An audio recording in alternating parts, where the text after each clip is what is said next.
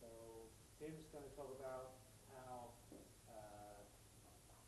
business is going to evolve with this new cognitive solution that we're going to listen to. Okay. Yep. Okay, so I'll turn over to Tim. Okay. Good. Thank you.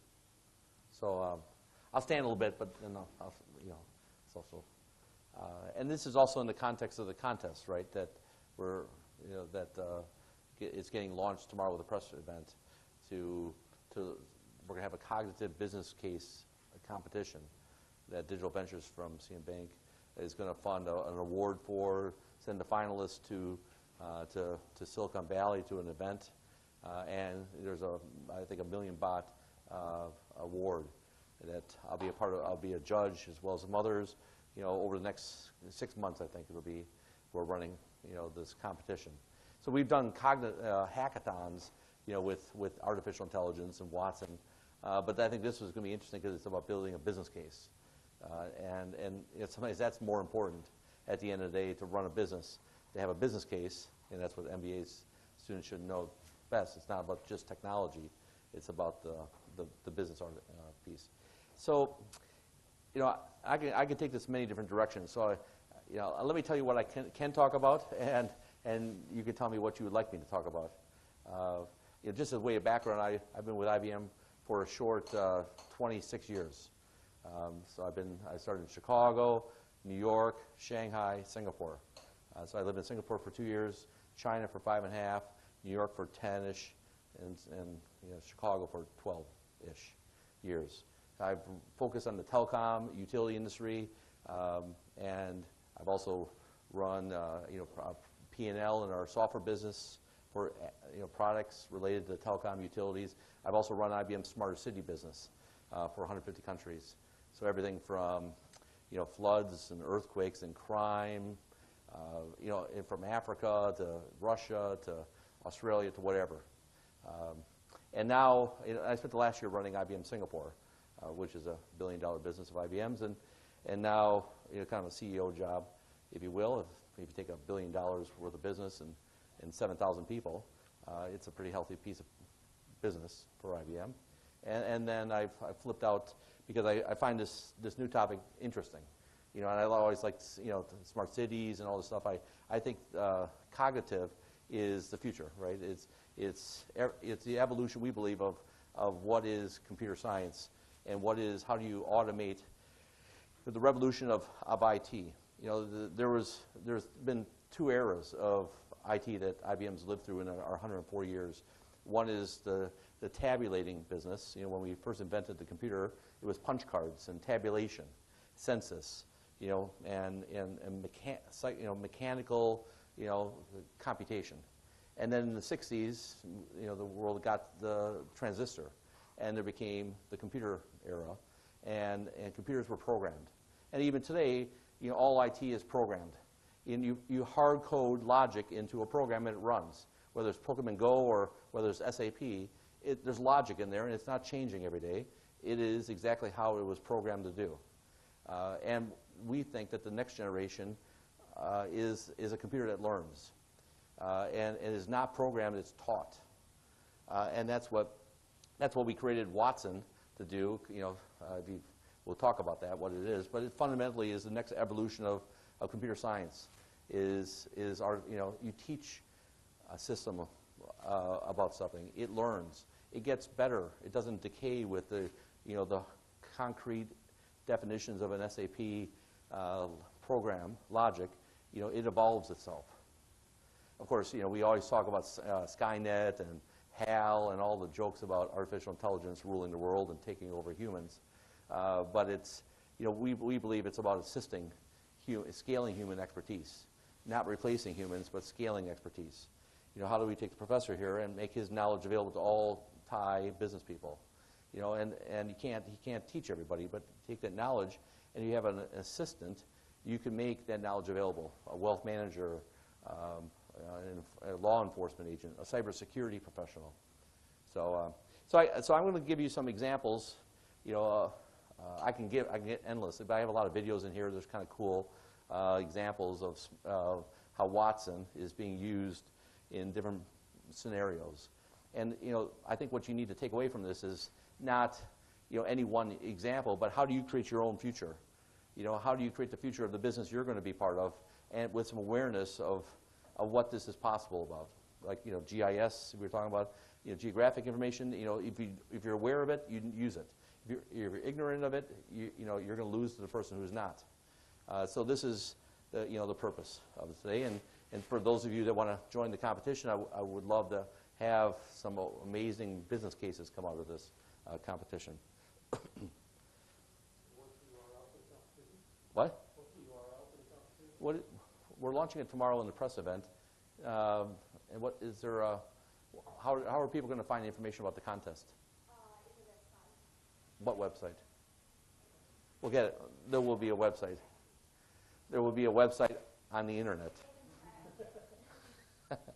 Okay, we'll get there. We'll get there later. Just look at it at the end. We'll get there. I'll skip past.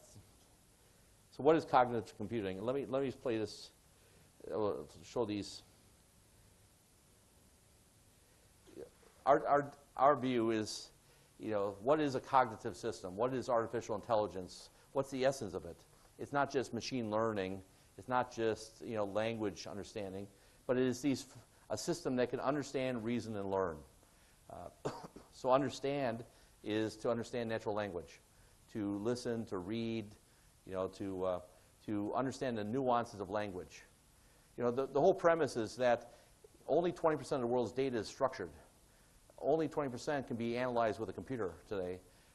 The other 80% of the world's data is, we call it dark data, unstructured data, videos, blogs, tweets, customer service, text, emails. It's all the knowledge of the world is sitting in data that can't be analyzed by a computer today. And so if you can have a system that can read unstructured data and reason on it, you can do amazing things. And so first off, you have to have a system that can understand natural language. You can reason with it. So let me ask this: how many people actually are aware of Watson and Jeopardy in that contest? Couple? No, okay, so let me just give the background of that. So there's a U.S. TV game show called Jeopardy, which is so IBM's always used these grand challenges to evolve computer science. The last time we did with artificial intelligence, we built a system that beat Garry Kasparov, the best chess player in the world, with chess. And so now we took a new grand challenge is how could a computer system play the two best humans that ever played this TV game show in real time and listen to the question asked by the game show guy and make a decision real quickly if it thinks it's going to bet on the answer and come up with the answer without connecting to the internet, just with all the Wikipedia data, data, and listen to this question and come up with the answer. And the fact is that in 2009, or it was 5 years ago, whatever it was, whenever that was, 2011, we had Jeopardy beat the two best players that ever won this Jeopardy game show. And Watson beat the two humans in real time. Yeah? Yeah, it was all is stored in memory, all the Wikipedia data and other data. Well, it was primarily Wikipedia, but it was all kinds of data. Yeah. And so, so that was a amazing accomplishment to have a computer in real time listen to a human being ask a question. Jeopardy is really complex because it doesn't ask a question, it gives you the answer, and you have to come up with the question. Like, this movie star played in a lot of Western movies, cowboy shows, and you have to say, who is John Wayne? You'd have to come up with the question. And so it's very convoluted answers, and you have to come up with what's the question. And so, it's a huge work of computer science to have a system that understands natural language. And then it learns. So a system that learns, and you teach it that this is a good answer, this is a bad answer, and just like humans, right? So when I ask you a question, like, should you invest in the Thai stock market, tomorrow, or whatever, or how much should I invest? You may say to me, yes, you should invest tomorrow. I'm 80% confident that that's going to be a good return on your investment. And I'll ask you why, and you'll give me evidence. because of the trends, because of this news report, and how humans think. You come up with a sense of confidence, you give an answer, and you can tell me the evidence. What went through your head when you said 80% and you said yes? Or you can say, well, then maybe the second best answer is, to hold. And let me tell you why I think I'm 60% confident that that's the best answer. So if you think about it, that's how humans think. When I ask you a question, when you ask your kid a question, when you ask your parents a question, you come up with an answer. Where'd you come up with the answer? From the data that's in your head. And then you sort through it real quickly about the relevance of that data to the question, and then you have some confidence to say, I think I know the answer, or you stay quiet, right? And so that's how the system works. Let me show you a video. You guys, let's be interactive. It's a small group. But let me show you this video. When Watson goes to work in a particular field, it learns the language, the jargon, and the mode of thought of that domain. Take the term cancer, for instance. There are many different types of cancer, and each type has different symptoms and treatments. However, those symptoms can also be associated with diseases other than cancer. Treatments can have side effects and affect people differently depending on many factors. Watson evaluates standard of care practices and thousands of pages of literature that capture the best science in the field. And from all of that, Watson identifies the therapies that offer the best choices for the doctor to consider in their treatment of the patient. With the guidance of human experts, Watson collects the knowledge required to have literacy in a particular domain, what's called a corpus of knowledge. Collecting a corpus starts with loading the relevant body of the literature into Watson. Building the corpus also requires some human intervention to cull through the information and discard anything that is out of date, poorly regarded, or immaterial to the problem domain. We refer to this as curating the content. Next, the data is pre-processed by Watson, building indices and other metadata that make working with that content more efficient. This is known as ingestion. At this time, Watson may also create a knowledge graph to assist in answering more precise questions. Now that Watson has ingested the corpus, it needs to be trained by a human expert to learn how to interpret the information. To learn the best possible responses and acquire the ability to find patterns, Watson partners with experts who train it in using an approach called machine learning. An expert will upload training data into Watson in the form of question-answer pairs that serve as ground truth. This doesn't give Watson explicit answers for every question it will receive, but rather teaches it the linguistic patterns of meaning in the domain. Once Watson has been trained on QA pairs, it continues to learn through ongoing interaction. Interactions between users and Watson are periodically reviewed by experts and fed back into the system to help Watson better interpret information. Likewise, as new information is published, Watson is updated so that it's constantly adapting to shifts in knowledge and linguistic interpretation in any given field. Watson is now ready to respond to questions about highly complex situations and quickly provide a range of potential responses and recommendations that are backed by evidence. It's also prepared to identify new insights or patterns locked away in information. From metallurgists looking for new alloys to researchers looking to develop more effective drugs, human experts are using Watson to uncover new possibilities in data and make better evidence-based decisions. Across all of these different applications, this is the question there is Jeopardy. a common approach that Watson follows. You have to understand After language. identifying parts of speech in a question or inquiry, it generates hypotheses. Watson then looks for evidence to support or refute the hypotheses. It scores each passage based on statistical modeling for each piece of evidence, known as weighted evidence scores. Watson estimates its confidence based on how high the response is rated during evidence scoring and ranking. In essence, Watson is able to run analytics against a body of data to glean insights, which Watson can turn into inspirations, allowing human experts to make better and more informed decisions. So that's a little bit of how. I mean, it's not like I'm going to teach you artificial intelligence, and nor is that my goal. But to appreciate the nuances of what we're talking about tonight is artificial intelligence applied to business, right? Any questions, comments? How can we get access to that using that? Yeah, I can show you at the end. It's all on the APIs, so I'll demonstrate Watson. You can use it for free. All parts of Watson are available as APIs on the internet, and it's freemium model. And we've broken it down into all pieces of APIs. And everything you can do is you can build apps. by calling them in. And I'll show you that, and I'll show you. And so while I'm going to open up with some more complex examples, at the end of the day, what you could do is launch a business by calling a couple APIs and building a business. If you're competing with somebody else and they only look at data, and you read it all the unstructured data, you're going to, who's going to win, right? So if you think that way, what can you do? What business can you form? So I'll show you that, and that's the whole point. So, and I'm glad you asked that because, this can sound very complex and out of reach. No, that's a perfect setup. The whole point is not out of reach, right? So we run hackathons in Singapore, where the Ministry of Education and startups and businesses have come and they're using the APIs and they're launching new ventures off of that stuff, accelerators and startups. And where's it hosted? Is it all hosted In the cloud, in the world. It's all over. We have some of it in Singapore. We have it. It doesn't matter. You won't know where it is. So there's no latency issues? No, I mean there's some APIs.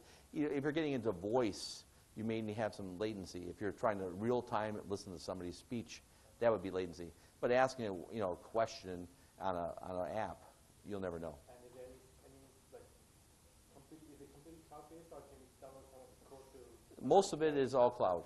There's one element of Watson that can go on premise. That can analyze a company's intelligence. You can imagine a very smart intranet search, where you can. It's not word searching. If you can understand a document and what it's saying, can you find find an example? I think the best example of that. Let me just jump ahead to that. Is how many people have heard of TED Talks, right? So we've partnered with TED Talks, and so we've had Watson listen to every TED speech ever made. It's done the speech to text, but more importantly, I gotta put my glasses on for this. But you can ask it a question in natural language, and it'll come up with speeches that reference the content of your question. But this is not a word search, right? Because the words in the question, these are some sample questions. It'll be easier just to use one of these. But the speaker may have never used these words, right? So you can Google, for instance, "Don't show me pink elephants," and what are you going to get when you Google "Don't show me pink elephants"? Pink elephants, because Google does not understand natural language. It's text search. It's keyword search, but it doesn't understand "Don't show me this," right? This understands, this is the nuance where Watson will understand what the essence of this question is, and it'll find the speeches. So let's click on, let's just ask this one. And it'll come up with 5 speeches that have some relevance to that question. And it'll find the elements, active stewardship would and it'll allow start playing the segment of a safe speech operating that space. These answers include, the of course, question. Climate. It may surprise you that it's not only climate, but it shows that we are interconnected among many systems on the planet with the 3 big systems. So it's showing the climate exact change, moment where that guy ozone is depletion, speaking and in a ocean speech, acidification being the 3 talking big about systems the answer where to your scientific question. evidence of large-scale thresholds in You the can just click on another one. For record. instance, this. Let's see. I don't want to. This is. Thousands of years that change the climate. There are changes in the solar cycles every 11 years. So here's and the speaker, longer right? That change So the how do climate. you search Big content volcanoes go off by really and understanding change what's in the it? climate. I think this is a very Changes example. in You know, biomass and burning, in smoke, it's in aerosol it's simple to particles, all of understand, those things but you can change the climate. imagine, like the Singapore Supreme Court. Is quite interested in this scenario. What do paralegals do? What do they do? They find precedent in law. They search legal text over and over again for days to find precedent. How is that different than this? Nothing. So if I could find all law encoded and read by artificial intelligence, I can ask it natural language questions and accelerate decisions in law and have more accurate pieces. Any questions? Yeah. In this example with the text box, is it Watson looking through the transcript transcribed? No, it did speech to text. The speech text. It did speech to text, and then it analyzed the text. So basically, it could do the same with YouTube. Yeah. Oh, you can try this out. You can put a YouTube speech in there, and it'll actually not only transcribe it, but it'll find the key concepts while you're speaking. It'll find the concepts that you're talking about climate, and it'll spot, and then it can reference other pieces. That's how TED Talk, this app works. What? Well, we're teaching it, so speech to text. First off, you have to be accurate in speech to text. What's interesting is, so IBM has been working on speech to text for 40 years. A long time. We invented it. 20 years ago, it was 40% accuracy. It was very bad. You talk to your PC, and it would be very bad to transcribing. We're at right now. We're at 7% error rate. There's a standard text a test. So I speak it in standard English, and it'll give it a 7% error rate. What's interesting is that humans are at 4%. Humans are at 4.5%. An understanding what you're saying, what I'm saying to you right now. 4.5% error rate in misunderstanding me, and Watson is at 7, and no one else is closer. A lot of people do speech to text. You can do it on Google, but it's not as close because it's not just guessing. It's in the context of it's auto-correcting because it's looking at the sentence that you're saying, and it recognizes the word may sound wrong, but it looks at the context of the sentence and auto-corrects in the context of what you're saying. Right now we support 9 languages. We don't support Thai. We'll get there. We're launching Chinese this fall. We have Korean, Portuguese, Spanish, Arabic, so forth. So we're slowly getting there. Even then the accents. You're right. I mean, I have some apps in Singapore. I got to do Singlish. It's not just the accent. It's the laws, and it's the Australian accent. Comments. Good day, and all these things. Everyone has nuances. So even English isn't English. So you have to understand the context of the word and the accent. There's layers of difficulty here that's amazing, but it's coming along. And is it real time? Yes. Yeah. We can do it real time. I have an example I can show you. We have a thing for Vanguard, which is mutual funds, and what it has is while you're let's say I was Vanguard, you're investing in my fund, and you're calling me. We have an app running there that's listening to you talking to me, and it's automatically figuring out what you're saying and bringing up in front of the call center agent the reference materials. You're saying, I need to change the ownership of this fund to my wife. While this guy's talking, Watson's already listening in real time to you asking me the question, and it pops up in front of the call center agent, the manual screenshot of how to transfer ownership in real time. Yeah, so that's okay, so let's go through some examples.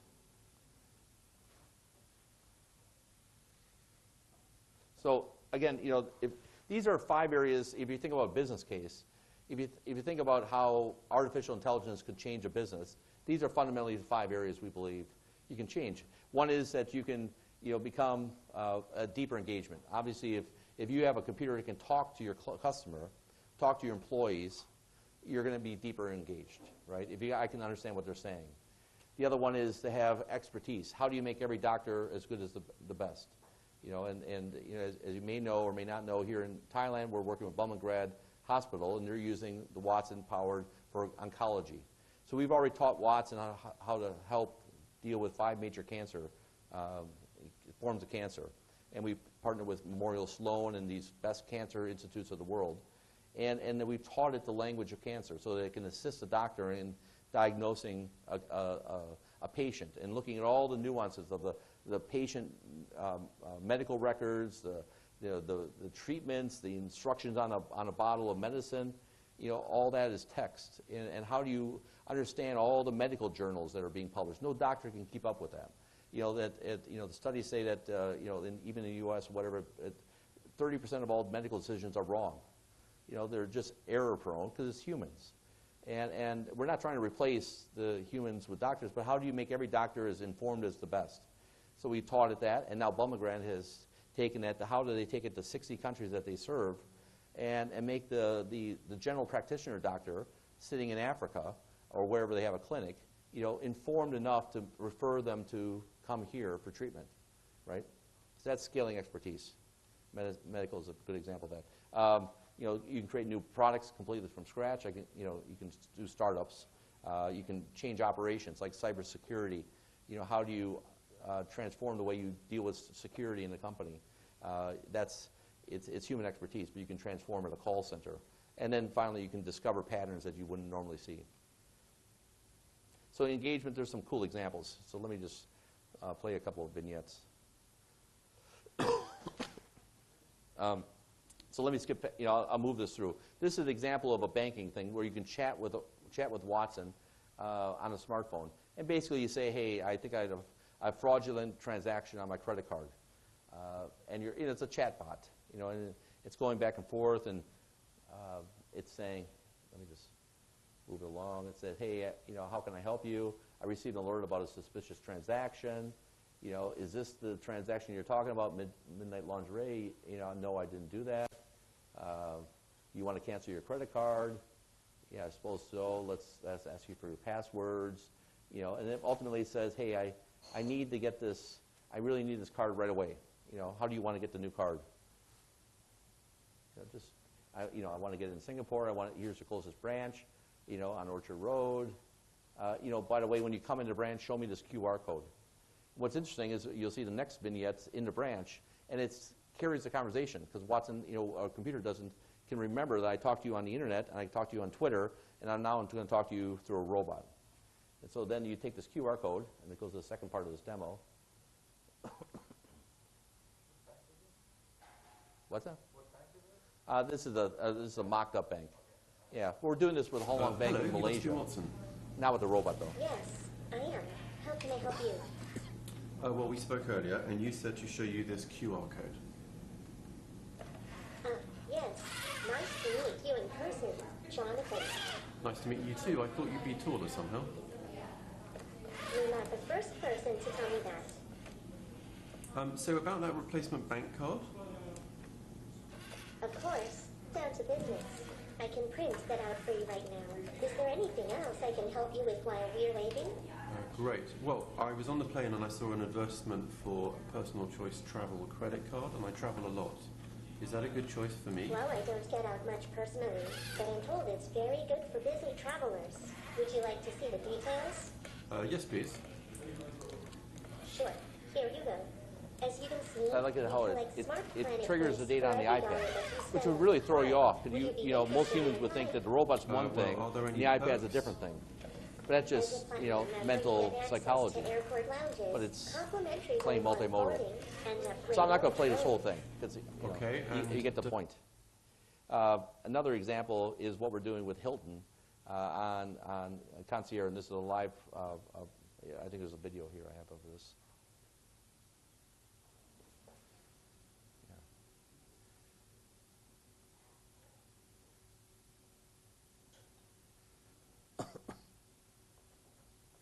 I don't know where my video is. But anyways, we have a video where we're doing a hotel concierge with a robot, with Watson. Hilton's trialing this out, so you can talk to a Watson-powered concierge about what you can do in location, traveling, etc. Here's another video. This is our CEO, Jenny, and this is an example. There's a company called North Face. I don't know if everyone's ever heard of that, but we put Watson-powered you can go live on North Face and engage with a Watson-powered, agent. Job to explain this one. Collaboration. You are going to build new relationships with your customers. It's a quiet video. This is from a company named Fluid. They are building what I'm about to show you for North Face. Some of you know North Face, been in a North Face store, great customer experience. Think, every one of you that have people in your stores, if you could bring the best behavior, the best insight of any this video is quiet, so and put that online, what good would it do? So wake the guy up. This is real. This is their website here. I'm going to try to drive you through this. I will remind you, those of you that you probably know this, 70% of online shopping carts are abandoned. Let me just remind you of this. This is a demo of something called an expert personal shopper. And this is a very elementary use of Watson, by the way, but you'll get, no pun intended, but you'll get the sort of feel of this. So, best in-store associate. I walk in just like I would to someone selling, and I'm going to say, I am planning a trip. I'm going to ask the question. I'm going to gear up for a 14-day backpacking trip. what equipment do I need? So just as I would speak or type, there it goes. Notice what it came up with. Now behind the scenes, had to understand my language, colloquial, gearing up, millions of pages. What did that mean? Shows me and presents to me what might be the possibilities. Now, I know I need a technical pack. I say what technical packs are going to be needed to go to Fitzroy and Patagonia. All right, what's happening now? It's going to have to figure out, know where Fitzroy is, know winter, know the temperature, the mountain, the summit. I get a whole collection. You saw one up in the corner there. I'm kind of interested in this, and I notice it speaks about ABS technology. I ask, can you tell me what ABS technology is for this one technical pack? Now, out of curiosity, I told you this is not a search engine, this weekend I went ahead and I just searched to see what does come up when you say ABS. And I want you to know I got 740 million entries on anti-lock braking systems, only to be followed by abs of steel, all right? None of them came up with what he came up with, the avalanche airbag system, which in context is what I'm talking about. I get videos, other kinds of gear, but the moment of truth for all of us, what do we all do at this point? We jump out and we want to go check, how's it rated? We are going to leave that site, and as you know, 60% of your customers never come back. I type in, how's it rated? It's gone out, it's read tens of thousands of different ratings from all different places, put them together, including North Faces, put it here, I'm impressed, I'm going to go ahead, I'm going to add this, I say I like it, let's add it to my bag, and sure enough, as I go to check out, it's going to remind me about a cold weather sleeping bag. Very elementary, but I hope it was just a great picture of, do you see how easy I interacted? No menus, no buttons, no this, no that, everything in context. Right. So you're going to turn the volume down because all the other videos are going to be loud. So it gives you some context, right? The whole goal here is for you guys to think about what artificial intelligence could do, to a business, your business people, and so how do you think differently, knowing the possibilities of what this technology can do? Another project we've done with the Singapore government is, in front of the IRAS, the tax agency. It's live. There's an avatar called Ask Jasmine, and you can ask it in natural language questions about tax policy, or Ministry of Manpower about foreign domestic workers and work safety. And so Watson reads all the content that's on the public websites of all three agencies of Singapore, and it can answer your questions. Natural language understanding your question, natural language understanding the question, and coming up with a match. So we've done this. This is 3 years in the making. It's it's a first generation. It's we're moving past it, but it's a great example. Ultimately, the problem in Singapore is not automating a chatbot for one agency. It's the policy of a no wrong door policy. Is how do you ask a question of the government of Thailand that is, I'm getting married. What do I need to do? What do? You have to go to the tax agency. You have to go to the pensions. You have to go to this. I'm buying a house. I have a kid. These are life events. In Singapore, you have to go one agency at a time. Your pension agency, your tax agency, the housing development board. You got to go one place at a time. And that's burdensome. So how do you ultimately have an agent helping you sort out everything, whether it's a government or whether it's a Deakin University, which we've done? Yeah. So the backend is doing through HPC, IRAP, MOM. So we've got that mocked up. It's not live deployed. So right now it's one instance of Watson in front of three agencies.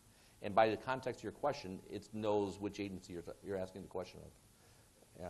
So it's one instance, but it looks like it's in three places. So is Watson itself a multi-tenant architecture? It's an API service. At the end of the day, is APIs multi-tenant? No. Just think about Watson as APIs. You call it, it gives you an answer. Now, obviously, when you teach it something, that's your domain knowledge, right? And what one of the differentiations, because now everyone's following IBM, so it's Google, Microsoft, Facebook, everyone's got APIs.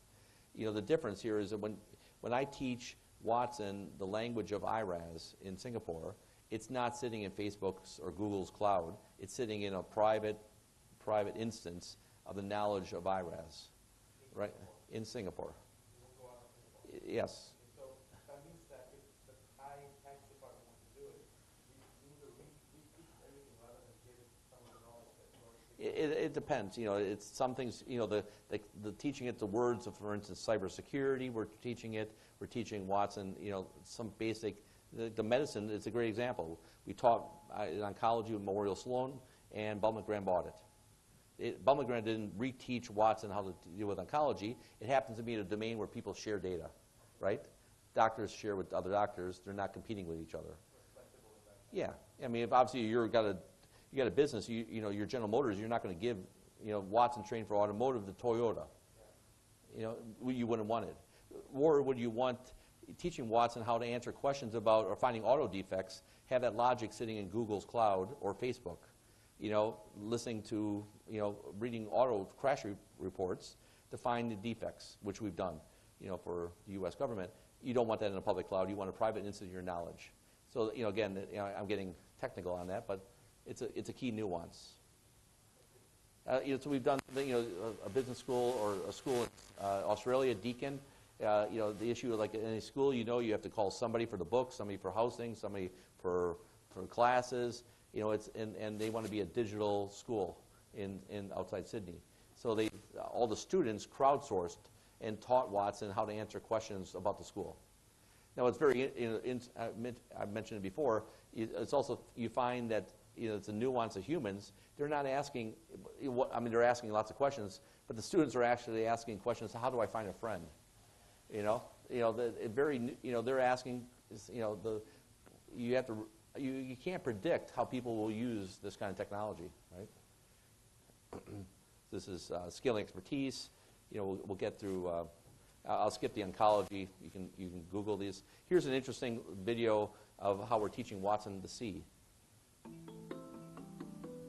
More and more, data is visual. In fact, the number of MRIs has increased by 10% a year. And a radiologist might view 1,000 images to find one tiny abnormality in shape, contrast, or movement. Because it's so challenging, our research project is teaching IBM Watson to see. In the future, it could help clinicians spot key patterns quickly and precisely. IBM Watson is working to make healthcare smarter every day. So it's, you know, it's getting to a point where it's actually now getting close to outperforming a radiologist. You know, it's not replacing it because a radiologist, you know, do you want your radiologist sitting there looking at, you know, 10,000 MRI images of your body, or giving you a recommendation because Watson found the image that's of most concern and it avoided all the false negatives and got to it, right? Does a radiologist want to look at all those images, or a lawyer want to read all the books, or want to solve the problem? And so, you know, it's you know, this also gets to the point of artificial intelligence. Is it replacing a person or augmenting somebody? You know, these are examples of augmenting. I gave you the TED example. Here's a fun one. Again, you know, maybe this is. I don't know if I have the video in here. But we're also teaching Watson, you know, education. You know, there's something called Sesame Street, and it's, you know, so we're teaching Watson how to scale education to preschool kids to the unschooled children of the world. And how do you teach the unschooled? How do you get a personal advisor? There's a great, another example that's cool. It's Cognitoys. You can Google that. And they won a Watson competition. They've created a little dinosaur that can talk to your kid. You can buy it now, and it answers questions that kids in kid language. But it remembers your favorite colors. It remembers your stories. You know, and you can ask in natural language and have it. So they're launching a new business based on that. So this is there's a scaling expertise. This is a great business example of this. There's a company called Woodside. They're in Australia. They're an oil and petroleum company. And so we created an application for them called Lessons Learned. You know, so how do they, over the years, they have all these projects of designing an oil rig, all the institutional knowledge of the company. How do they retain it and have it searched? You know, it's a big issue in the world, right? You know, a lot of people in utilities, telcos, government, they're retiring, and none of the young people are wanting to go work at the utility company. So how do you retain the institutional knowledge? Here's a cool video that they produced for their investor board. Technology is disrupting industries and reshaping markets faster than perhaps any force in history. The oil and gas industry is an integral part of this dynamic new world. A decade ago, revolutionary new engineering technology solutions could take 7 to 10 years to fully implement. Today, that time frame is being compressed to 7 to 10 months and is heading towards 7 to 10 weeks. At Woodside, technology and innovation has always been in our DNA. In the 1950s, we drilled to world record depths in offshore southern Australia. Today, we're pioneering real-time remote support for our operations and cognitive computing, which is why we're using IBM's Watson to unlock 30 years of the company's collective knowledge about projects. So far, we have 28,000 Woodside documents related to project development in the system, each typically more than 100 pages. This would take a human being working 24 hours a day, more than 5 years to read. But Watson can produce meaningful answers in seconds. Since the program started, we've asked Watson over 1,200 project-related questions.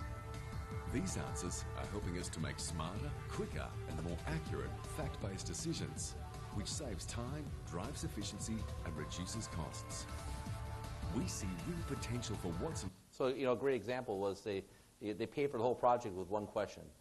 They knew that they had created, somebody wanted to create a helipad on an oil rig that keeps the birds off. And they knew they had figured it out, but no one could find who did it or where it was done. So they asked it, is there a business case for creating that question? And it found the answer. 11 years prior, somebody had come up with a design of an oil rig and had all the reference documents came up, and basically it's on springs. It flips up, and the helicopter presses it down when it's landing, and it pops back up when when the pressure has gone away, and the birds don't sit on it. And it's simple, but they had no knowledge of where that documents were, and they found it. They saved themselves millions just by finding it. There's, I'll give you another one. This is a little bit of the Internet of Things meets cognitive, and this is in the healthcare space. Let me see if this. So there's a company called Medtronics. You guys maybe heard of Medtronics, and this is about diabetes, right? A big chronic issue. And let me just play this little video. This is a continuous monitor, so it shows this was at the Consumer Electronics Show in Las Vegas this year. Person at every point in time. And so from that, you can get real trends, not just different kind of sample points over a day or so. And so that's very important data and is used together with the others to make a bigger difference. Now, let's say William is sitting with his wife, Anna, in a restaurant, and they are preparing to have a meal. So William looks at this dashboard and says, well, if I'm going to eat something, what's that going to do to me? So he decides, I'm going to order a certain type of food. And the app now comes out with a prediction saying that, look, if you eat this, and in this case it's pasta salad, it knows what the carbohydrate content is, what the fat content is, and from that it predicts that, look, if you do this, it's going to do this to your total carbohydrate budget, if you like, for that day. And it gives that, and that's useful information for William. Now, it could be that this is enough, that William knows this, is sort of familiar with his condition, and he's fine. He eats it and goes along. But what I just described to you, although it's in a dashboard and it's in an app, is something that requires William to really kind of think about stuff. Think about, I'm having a meal, I've got so many calories, I've already had so much carbohydrate, my sugar level is 140, I'm probably going to be okay. Now, he may be right, he may be wrong, because he's just using his mind now very intuitively, based on his own personal experience, as to what something will do. Now, that is not going to be even close to what something like Watson can do. So Watson comes in now, and we insert Watson into the equation, and then Watson does a check, if you like, as to is this okay or not. And in this particular example, in the app that we're launching, we've got Watson coming in and saying that, again, in this fictional example, that look, while you may think it's okay, it really isn't. And an advisory alert actually goes out in this situation and says that, watch out, there's something wrong here. At this point in time, you better look. And so there's an advisory note. So William clicks on that. An advisory note comes out and says that, look, watch out, based on your own history, based on data, not on your intuition anymore, based on data, you've done so much exercise, and recently you've had so many carbs and so on. So based on that, you're actually going to get a hypoglycemic event in 3 hours. Now, hypoglycemic means your sugar level gets so low that you essentially cannot function. If taken to an extreme, you get a seizure, you get a coma, and then you die. It's literally, that's how it is. And some people, this can happen when they're nowhere near a hospital. Now, if you get to a medical place, they can probably rescue you, but it's not a good thing. And so William sees this, and he sees a trend that says that, look, in 3 hours, I'm going to get a hypoglycemic event. And as Ginny pointed out, the state of the art today is that the only warning you get is that you don't feel well. Now, you may not feel well for a whole bunch of different things. It could be this, or it couldn't be. And, it's a flip of a coin if you decide that it's really serious. So you get, there's, let me just flip through a couple of, this is a Cognitoy. You can Google this as a little robot, this, applying it for kids and education. There's some work we've done with like Airbus, right? You look at all the documents that, that they have in the Airbus network, and you would like to think that the maintenance guy on your airplane that you fly next week has got the best knowledge on how to maintain the Airbus. I think just like medicine, you would like to think that every maintenance person is informed as the best. But that's not true. So how do you get access to all the data when you get that many, 120,000 people looking at data, and they can take searching from 50 minutes down to 15 by having Watson read the manual and search it on the context of the problem. So we've done it so you can say, when have we ever had a plane that leaked fuel after this many flights and done this? And that's not a keyword search. You don't Google, a condition. You would just get endless 1.2 million hits on every word that was in that sentence. But you can search it here, and you can find a maintenance log of a problem when we fix an Airbus of a similar problem. And it's valuable to business. Here's my last fun little video. This is an example where artificial intelligence, where we're taking it. Let me just play this as head of IBM Research talking here. Let's see. This is it's a great little video, and when you see it, you'll appreciate how my kids wish they had it for school, because someday this will be the next thing that professors don't want you to have. Let's see. Now I'd like to show you a third capability which we've never shown before outside of our research labs. And this will give you a hint and a sense for where Watson is going in the future. The real question is, can a computer not just answer complex questions with simple answers, and not just take massive amounts of genomic data and come up with better treatments for cancer, but can a computer take raw information and digest and reason on that information and understand the context? So one of the prototype systems that we're building is something we call the debater. We give it freewheeling understanding of large bodies of information like Wikipedia, and we ask the computer, with no human intervention, construct arguments pro and con on any subject we throw at it. And the result of that It's pretty amazing. is we what can I'd like to show in the demonstration Any question you have, now. it'll If come up we with the could pros roll and the cons video, against please. anything. Hello, and welcome to the IBM Debating Technologies demonstration. Today we shall focus on detecting relevant claims.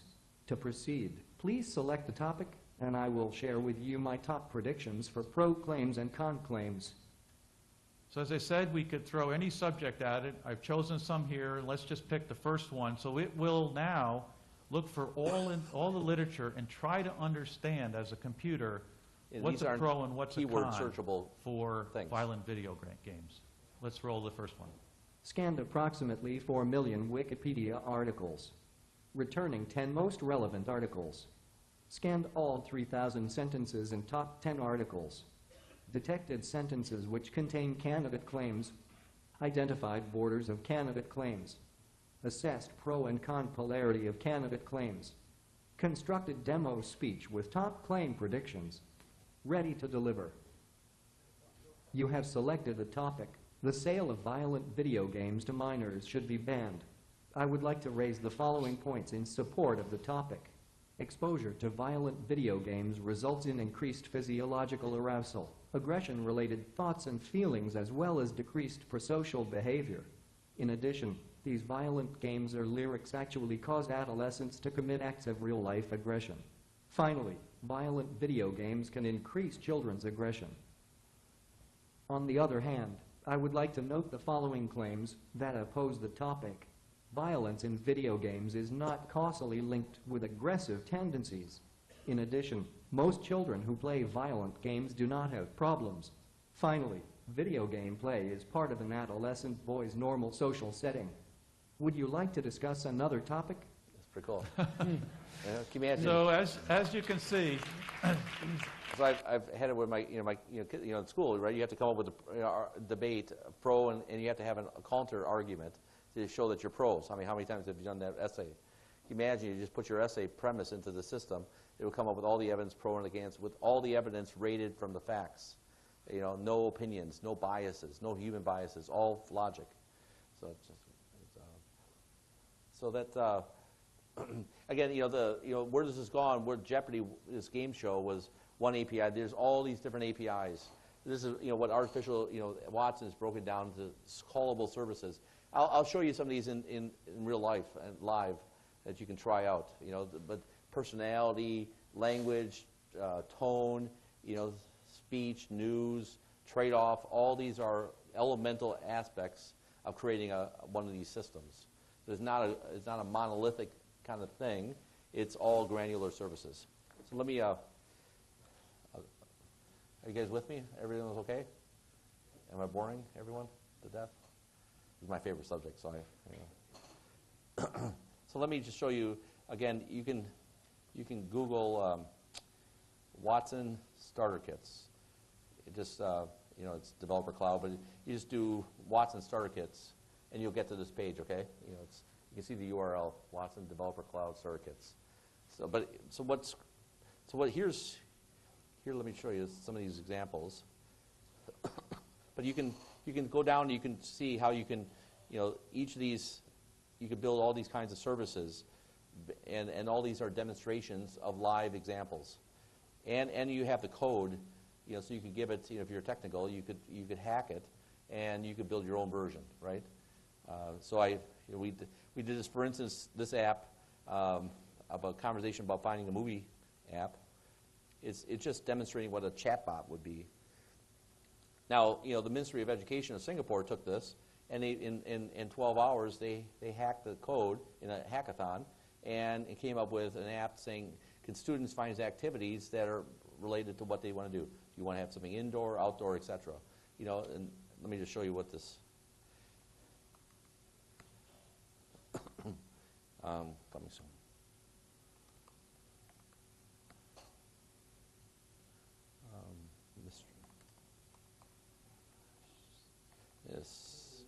This horror. I can spell that better. Any. And I could, so this is the moving listings that come up with 80 listings, right? The point is that, it's simple words, but I could have wrote like North Face, I could have wrote something complex, and it comes up, and then you can say, I want to see the. I don't know what this app, so let's just say what this rings is, and it starts doing the time of preview. And again, it's just an app. You can hack it to be anything you want it to do.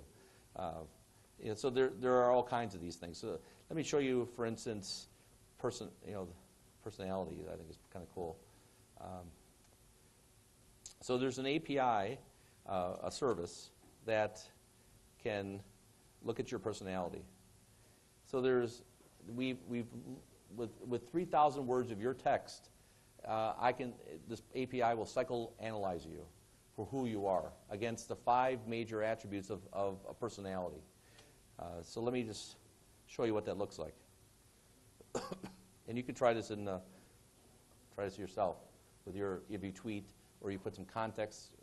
But let me show you. You can get we have some APIs here. I can do my own, analyze my tweets,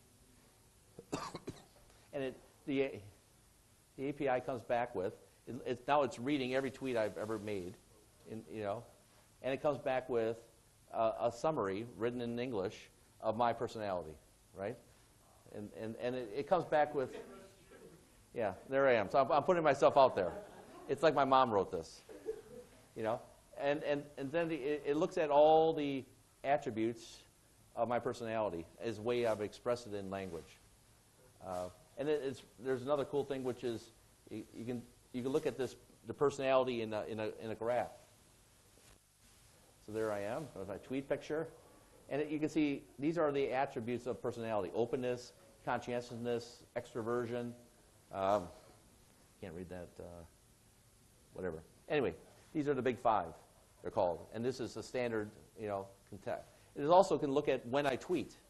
And so, businesses are always quite, interested in this because you're putting digital offers out. If you're doing a startup, imagine, why would you ever tweet to me at 7 p.m. or 8 p.m. 8 p.m. I apparently don't tweet ever, in these hours. But apparently on Wednesdays, 26 of my tweets, and Sundays, 24. So if you knew that I'm digitally active, 50% of my time is on 2 days, and at certain hours, trust me. I mean, you look at chief marketing officers looking at this. If you're spending money sending me an offer on these other days, you're wasting your time with me. But nobody knows. It's out there. And if you knew them, and then if you say, what do you do with your personality? Well, here's an interesting one. We did this with New York school districts. So there's 400 schools that you can send your child to in New York schools. And one of the opportunities is to see what personality your child has and how does it match the personalities of the students based on all their published essays. So you can grab some, I think I have some, it gives you some sample text. Here's Thomas Jefferson. It's one of the, they give you the sample demo text. You can put your own text in here and see what school you should go to. But let's put in a speech by Thomas Jefferson and analyze his personality the same way he just did mine. There's 435 schools, and here's Thomas Jefferson. And then these are the 10 schools that match the personality, have students whose personality matches Thomas Jefferson's, right? And then you can do all kinds of trade-off analytics, which is another API. You can say, I'm my student, I want a high graduation fee. I want the personality match to be very similar, and it'll narrow schools down. So another good example that works in real world is this one, is the wealth manager. What is wealth manager? Investment advisor. So this is, if you're investing, I don't know if anybody invests, but if you want to talk to a stockbroker, stockbroker would be great to know what kind of personality you have. Are you conservative? Are you introvert, extrovert? Are you open? Are you aggressive? Are you, all the personalities, affect how you buy things. We all know that. You instinctively know that. You say, that guy's never going to buy this thing. Why? Because he's he's quiet, or we should sell him this, because he likes to read books. Just how the world works. People buy based on their personality. So you think about investment advisors, there's big money here. If you can understand the personality of someone. So you take, this is all mocked up data, it's just an example. You take one guy like Nigel, whatever, and you can see his personality. But then what's interesting is that you can start saying, based on his personality, here's some funds that match that person's personality, right? You might sell environmental funds to somebody that's a thinker and a left-brain kind of person. Buy environmental, sustainable, blah blah blah kind of things, and somebody else may just want to go technical. But also the other fun example is you'd like to match them with a wealth manager who has a similar personality.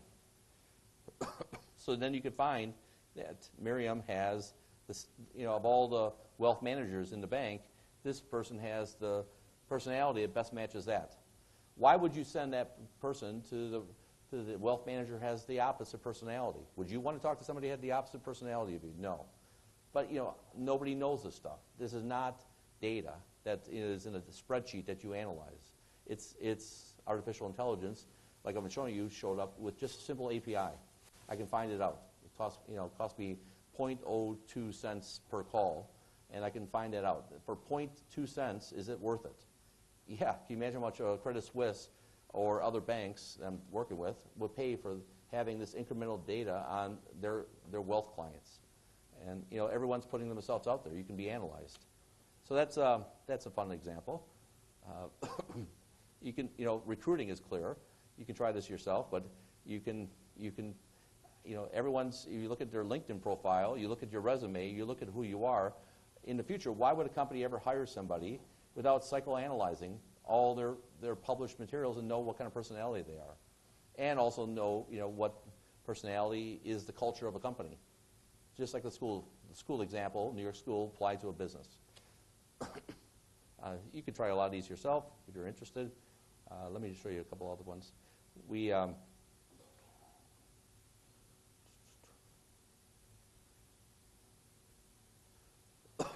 also have we have the ability to search the news, because at the end of the day, news press every day. At the end of the day, an article has keywords in it, just like TED Talks. You have to find the essence of what somebody's saying in an article. It's not a keyword search. It's saying what's being said about DTAC today, right? Just give me this good example. Let's do this one, ARIYA, person. And find all the news about Araya.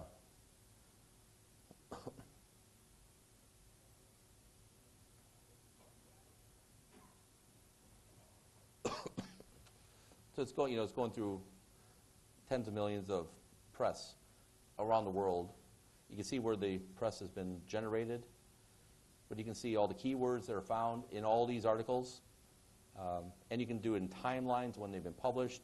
And for instance, you say, well, Walter Hagen. I don't know what that means, but apparently Walter Hagen's related to Araya.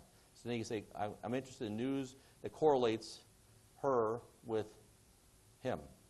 And you can find those articles. And you can click on the article, and you can find Araya wins British Open from the first tie to land a major title.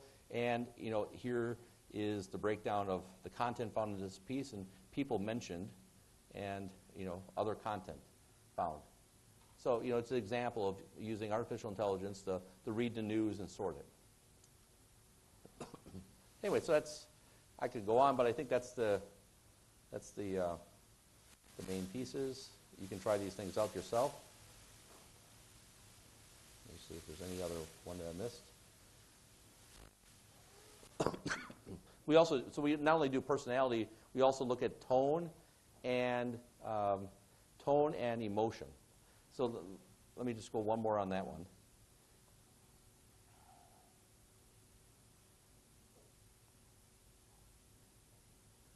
So you get the sample text, and you can analyze it. Now, there's something called sentiment. Is something said as positive or negative? That's easy to do. But can you tell, is that person expressing anger, disgust, sadness, fear, or joy? So we have an API that you send me text, and I can come back and say, to what degree are you expressing these emotions? That's different than personality, and it's different than sentiment. It's a nuance, but you can imagine how valuable it is to understand if the press about your company or the press, the dialogue of a customer to a call center agent. If I can listen to the call recordings of people who called my call center and listen to them and understand were they angry, disgusted, joy, or whatever. I mean, there's endless applications. And then you can find, each article have a different piece. And one last example, I think there's customer care. So then you can go, and everyone tweets about a company, right? And complains, and they blog, and they talk about it. So you can have, understand that since my last day, I haven't received any tweets from accounts for whom I'm holding, whatever. This is a mocked-up complaint. Somebody's tweeting about your company. And you can have an artificial bot figure out what's that person saying, what's the context of this piece, and come up with an answer to tweet back. And you can analyze with confidence level that this answer will get back an answer to that question. And you can just do that on an automated basis. All right, so that's the essence. So now if you're, let's say you were going to do this cognitive business case, you know, I mean, there's no lack of examples of things you can do. You know, by thinking like this, I think you put yourself at an advantage in the new world when this is going to be the way, this is the next generation of computers. And if you are going to run a business, and if you can articulate and anticipate how do you take advantage of unstructured data, even know what that means. I mean, everything I've showed you is unstructured. What unstructured means is it doesn't fit in a spreadsheet, and you can't use a computer to you know, do statistical algorithms against it, right? That's all, you know, in business school or whatever, you're doing data all day long. You know, statistics, data, spreadsheets, rows and columns. You can't put somebody's complaint letter into a spreadsheet and analyze it. You can't listen to somebody's talking to you. You can't look at my tweets. You can't look at, you know, the news of the day and put it into a spreadsheet and rank in order and make a pie chart for me. You know, if you could, that'd be amazing. But you can't. And so what, you have an option in business to ignore all that or to do something with it. You know, I mean, there's a company I'm dealing with in Singapore that, you know, customer complaint letters, they have 150, they receive 5,000 customer complaints letters a month, a big entity. And they have 150 people reading those emails and figuring out how to respond. And they only respond in 10 days their target in 60% of the time. 150 people reading emails all day long, trying to respond in customer service. Can you imagine, you know, if you could have a system that could read it, figure out the emotion, the tone. I could look up the weather of the day that that person was traveling. I could see their, you know, if they're a loyalty member. I can look up all kinds of things about who they are, like that Araya example. I can see everything about that person, their personality, and make a recommendation how to treat them, you know, in 30 seconds. And then you know, the customer service person can spend their time dealing with the customer and not trying to read the email. So, questions? Yep, go ahead.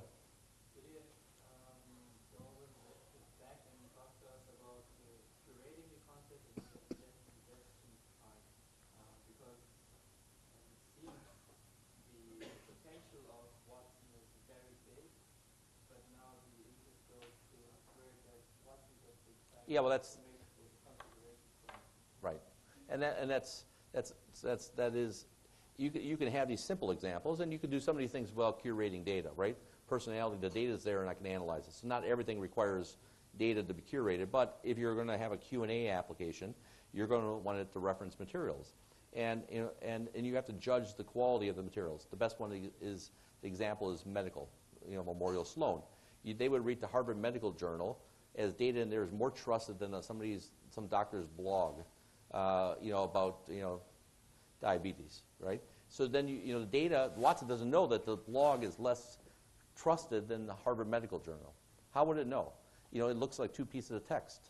So you actually have to rank. We have algorithms that rank the sources, but then you have to teach it. You know, like at IRAS in Singapore, you know, it started answering questions, and the, you know, Commissioner Tax looks at the answer, says that's wrong. And we look at, well, it pulled it off your website. You know, the curating of data really is, you know, if you tell me to read 2 books, I can tell you one answer, but maybe the book's wrong. So you have to, you know, get rid of the data. You fix the data on the public website of IRAS and say that data is no good. So you have to curate it. You know, so, and then you have to teach it that, you know, the way we teach Watson, we would say it's like a new employee. You know, you come into work, and I give you the manual of the company, right, or the policies of the school. And then I ask you, you know, I give you some examples. These are, you know, the frequently asked questions of the SASM school. And, you know, how, you know, you read those frequently asked questions. Maybe there's 100 out there, and now I ask you the 101st. It's not in the FAQ of the website. And I have to adapt an answer based on the patterns of the questions, and then I give you an answer based on what I think it is from all the public data. And then you give a thumbs up, thumbs down, and you teach it. And you say, you know, this is a good answer, this is a bad answer. And over time, and machine learns, you know, good answers versus bad. Like another example, we have another API that's image recognition. You can do Google Images, but what we can do is, you know, like an auto insurance company, we can give it windshields that are broken or unbroken. For, you know, an insurance agent would go off to the traffic accident and take a picture of a car. And, you know, can I teach the computer to figure out if the windshield's broken? Yes.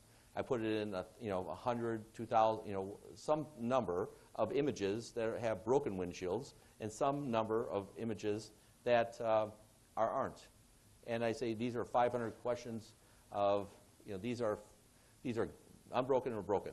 And then I give it the next, say 1,000, 1,000, and then I give it the next question, the image it never saw before, and I say, is this windshield broken? And it'll make a judgment. And then you, yes, no, you teach it. I got a construction company that's working in China that's building construction. And the quality of the work is not that good.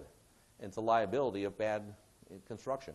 Can I take a picture of rebar and say these are 1,000 images of properly laid out rebar at a foundation, and these are ones that are poorly laid out. Have the worker take a picture and send it to me and flag the rebar that looks like it's poorly put out. Again, I'm just giving you examples here that play off the MRI example of false negatives, positive, images with a tumor, images without, and you teach it. But first off, you have to give it the ground truth. You have to have, this is good medical data, this is bad. This is a good answer, this is a bad answer. This is a windshield broken, not broken. And then it comes up, it uses that language, like France in that example, and says, I understand the language of your company, your school. A word here may mean something different at TRU or TTAC. A word in the school a policy may mean something different here than it does a policy in government. And so I ask the question here, it's not just teaching me how to understand the word policy, it's policy in the context of how SASM uses policy or curriculum or whatever. But this is how things work.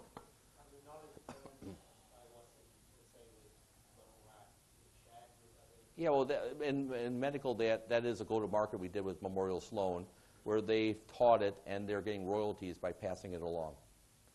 So that is, there are, markets that are taking it to go to market and selling it, right? So even, we're teaching Watson how to be a cybersecurity expert. How do you understand the language of cybersecurity and help a cybersecurity person understand what a worm, a virus, malware, how to treat it, and institutional knowledge of being a cybersecurity expert. There's hardly enough in the world, and these guys burn out. So, so we're selling that knowledge as a product. So then knowledge becomes instinct, intuition. This taught can become an offering. I mean, it changes the way businesses work. Yep. When you say the API is open and it's a premium model, yeah. is it same across the board or it depends on the industry or the data? Like as you said a call, yeah. API, is that across the board, any information, or is it priced different information? No, the APIs are priced, in variable degrees of cents per call. Some are more expensive than others in fractions of pennies. But then the teaching of the corpus of knowledge is not an API. So if you're starting to build a Woodside, then you're building a knowledge graph. You're building something that's beyond the scope of APIs. You would interact with that knowledge with the Q&A API, concepts, sub APIs go into building a bigger service like Woodside. But then you also have to build a knowledge corpus. That's more complex than just APIs. But you can do a lot with APIs, like that's the investment advisor. Does that answer your question? So you're saying that, for example, my data center could develop a process for a customer, and we'd be responsible for teaching it, or they'd be responsible for teaching it. But basically, we use the same APIs that you were talking about in the kit for the pricing account. Yep. Yes. Per use basis. Per use, yeah. So let me just show you. What? You're paying while you're teaching it as well? Yeah. I mean, well, there's a freemium model to start using these ones. Let me just show you to you.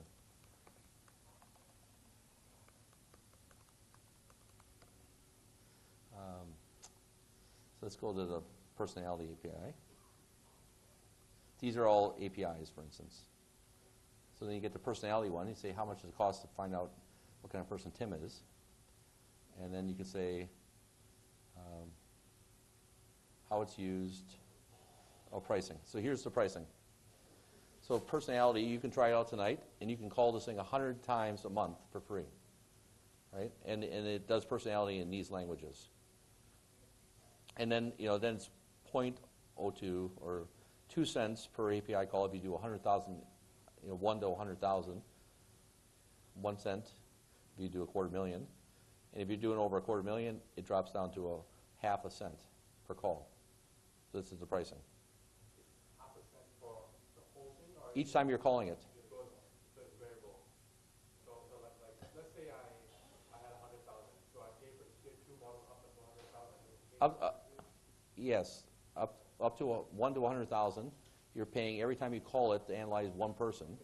So it gets cheaper in volume.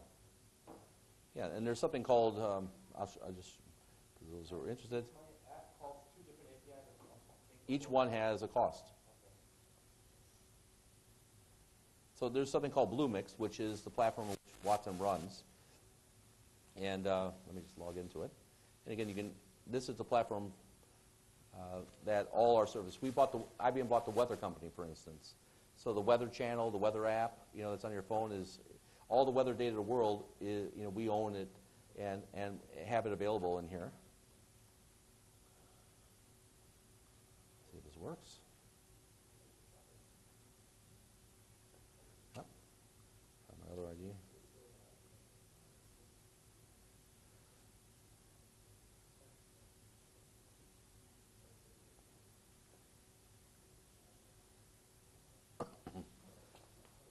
So we have, you can get weather, and you can get Twitter data, and you can get commerce, and you can get Watson services, and you can build an app based on APIs. So you don't have to buy, this is how the world's going, right? You don't buy hardware, you don't buy a computer, you don't buy software, you just subscribe to it. So then you can get, let's see, this catalog. Let's see. Got to figure out where I get my. That's right.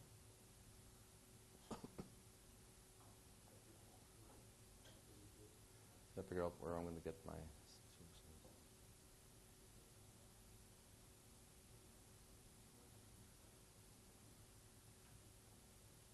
Okay.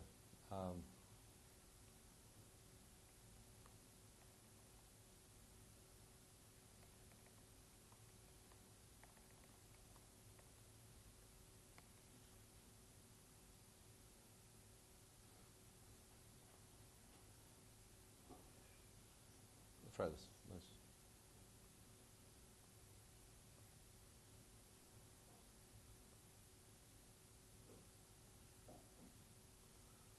Sorry.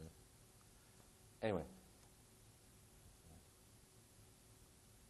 So I had a startup in Singapore that started using this. Here's catalog. Started using it, and he's maxing out his credit card as a startup until the time he's doing this huge deal with Expedia, and now he went to his investors in Silicon Valley, and he's built a business case, and he's at a spreadsheet. He's going to call it, certain APIs 700,000 times a month to analyze hotel listings and to read them, right? To understand what's being said in a hotel listing. It's not just the number of words, but what's being said. And he can enrich a hotel listing by looking at its concepts. Do they mention a hotel, a pool, a spa, any kind of amenities? It's not easy to find on every hotel listing that's written all different ways, but if you can analyze it like you can analyze the news and find concepts, you can make better data out of data. I'll pay more for him to give me a hotel listing than somebody else because the likelihood of it matching is better. And now he's going to subscribe millions of dollars for APIs over 3 years. But he was burning out his credit card until he got to the point where so you can get so here's the Watson APIs. Each one of them is sitting here live to be used. And, so you can, let's see again, personality APIs.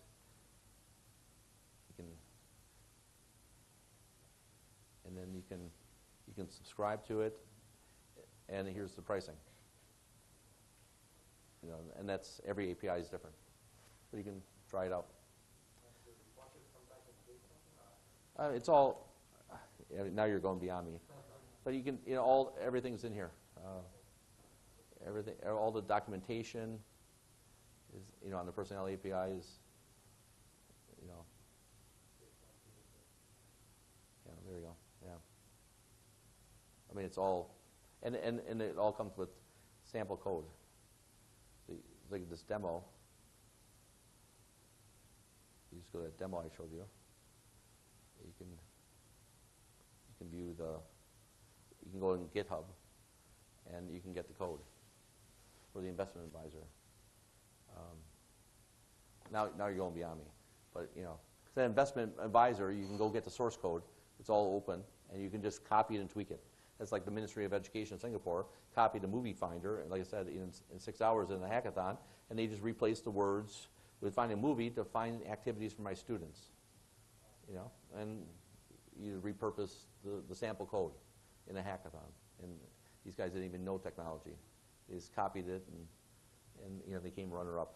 Somebody else came up with a better idea, but they were pretty good. How do startups that use this kind of protect their intellectual property, copyright, patents, and stuff? Yeah, well, yes. Your knowledge, your knowledge graph, all the use cases. The service it's granular. It's not your intellectual property to use the personality API. It's how you wrap it into some business logic. That's yours. Again, that's where IBM differs from Microsoft, Facebook, Google, because when you use their text, it's going up into a central cloud. There is no privacy to the way they're analyzing their service. It's a common open cloud, and every chat you do, every conversion you do, is enhancing the knowledge pool. You can't do a private knowledge mapping. If we go on and spend a year, 12 hours in the case, developing something, and it gets to be a good business model for us, how confident can we be that this is going to be made available? I mean, IBM's betting our company on this, and this is the future. We're doubling down. We're putting this into everything we do. Whether it's our outsourced things for help desk. I mean, they'll no longer. Why would you ever need a help desk anymore? Having humans asking questions how to do a password reset or get into your email or fix a problem. Why would you need a human answering that question? Why would you need cybersecurity, commerce? Everything is going to become. We're weaving this in everything we do. We'll have it in our email system. So it'll read all your email, and it'll figure out what emails are most important to you based on the emails you tend to have read. When you say schedule a meeting based on this email, it'll know what people you want to invite because it watches what you do. So it's being embedded in everything. It's not like this is sitting here and all the IT industry sits over there. We're weaving it into everything.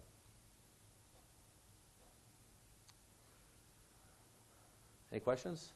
Hopefully you guys all create businesses off this. Welcome you to do that. No more questions. We've got some food, some snacks, and some drinks outside, so we can continue outside here. Thanks, everyone.